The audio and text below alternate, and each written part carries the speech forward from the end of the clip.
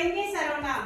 जो शब्द संज्ञा के स्थान पर प्रयोग किए जाते हैं उन्हें सर्वनाम कहते हैं। जैसे हम, तुम, मैं, आप, क्या, वह आदि। ये हमारे कौन से हैं? सर्वनाम शब्द। अब उदाहरण में जैसे लिखा वह पेड़ है, तो यहाँ पे हमारा वह सर्वनाम है। यहाँ पर यह लिखा यह सर्वनाम है।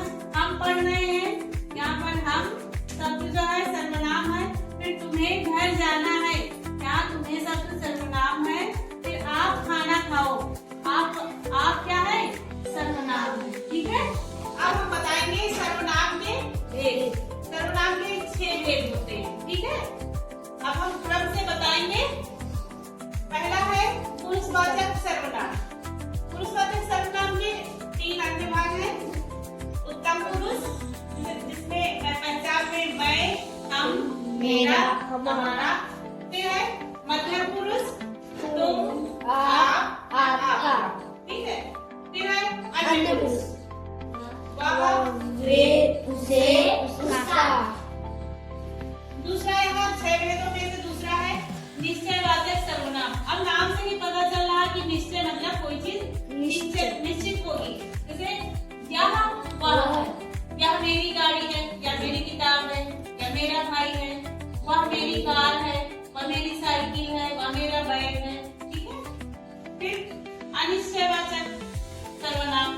अब इससे भी पता चला कि जैसे निश्चय से निश्चित कोई भी वस्तु या कुछ भी, वैसे ही अनिश्चय से पता चल रहा कि कोई जो भी चीजें होंगी वो निश्चित नहीं होंगी। जैसे कोई आ रहा है, कोई जा रहा है, कुछ लोग आ रहे हैं, कुछ लोग जा रहे हैं। ये किसी की गाड़ी है, ये किसी की पेंसिल है, ये किसी की किताब है, ये किसी का सिक्का है। ऐसे होता है। संबंधवाचक सर्वनाम। संबंधवाचक सर्वनाम में जो, सो, जैसे, वैसे आ जाते हैं। जैसे जो करेगा वो भरेगा, जैसी करनी वैसी भरनी। यहाँ पे है जैसी, जैसे करनी वैसी भरनी आना। फिर उसके बाद है प्रश्नवाचक सर्वनाम। इसमें क्या, कौन, कब, कहाँ, आज। क्या कर रहे हो? ठीक है। कौन आया है, कौन गया है, कब आया था, कब गया था, कहाँ से आया, या फिर कहाँ जाएगा आदि।